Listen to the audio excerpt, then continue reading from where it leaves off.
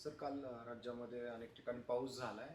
सद्यस्थिती काय आहे मान्सूनची आणि काल जो राज्यामध्ये पाऊस झाला त्याच्याबद्दलची थोडक्यात माहिती सांगा. कालचा पाऊस आणि त्याच्या आधीचा पाऊस जर आपण कन्सिडर केला तर एकंदरीत पिक्चर असा आहे की मान्सून संपूर्ण महाराष्ट्रामध्ये दाखल झालेला आहे असं आपण म्हणू शकतो.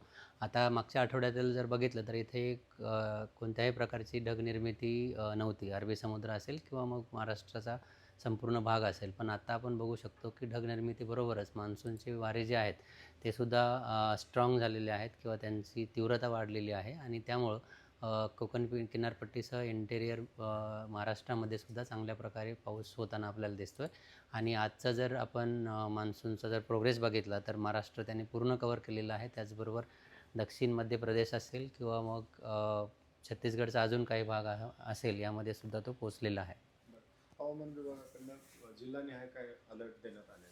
येस, आता येणाऱ्या 5 दिवसांचा जर आपण अलर्ट बघितले किंवा अंदाज बघितला तर त्यामध्ये एकंदरीतच कोकण किनारपट्टी आणि पुणे डिस्ट्रिक्टचे जे घाटमाते आहेत तिथे ऑरेंज अलर्ट हेवी रेनफॉल किंवा मुसळधार पावसासाठी आहे. त्यानंतर दक्षिण उत्तर मध्य प्रदेश मध्य महाराष्ट्र आणि मराठवाडा त्याचबरोबर विदर्भातील काही डिस्ट्रिक्ट्समध्ये ऑरेंज अलर्ट आहेत. ते विजेच्या कडकडाटासह पाऊस पडण्यासाठी आहेत. आणि त्यानंतरचा जो उद्या परवाचा जर बघाल तर त्यामध्ये हळूहळू तीव्रता कमी होताना दिसते, परंतु पाऊस कंटिन्यू राहील असं एकंदरीत दिसते.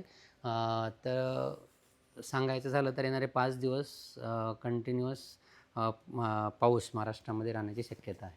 आता समुद्रामध्ये काय स्थिती आहे सर मान्सूनची किंवा ढग निर्मितीची?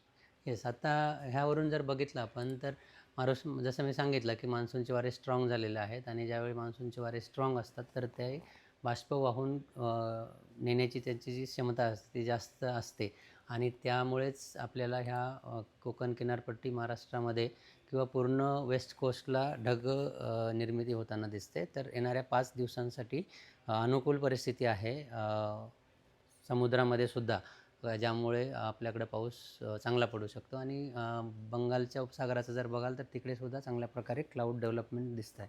सर तुम्ही ज्या पद्धतीने अगोदर अंदाज व्यक्त केला होता त्या पद्धतीनेच मान्सूनची प्रगती आपल्याला पाहायला मिळते? नक्कीच. मागच्या आठवड्यामध्ये आपण सांगितलं होतं की तेव्हापासून 4-5 दिवस काही कंडिशन्स फेवरेबल नाही आहेत आणि त्यानंतर भारतीय हवामान विभागानं प्रेस रिलीज जारी केली होती आणि त्यामध्ये सांगितलं गेलं होतं 19-20 म्हणजे 19-20 तारखेला की 23-24 नंतर महाराष्ट्रामध्ये मान्सून प्रोग्रेस करण्यासाठी कंडिशन्स अनुकूल आहेत आणि त्याप्रमाणे आपण बघतो आहे की महाराष्ट्र त्याने आज कव्हर केलेला आहे.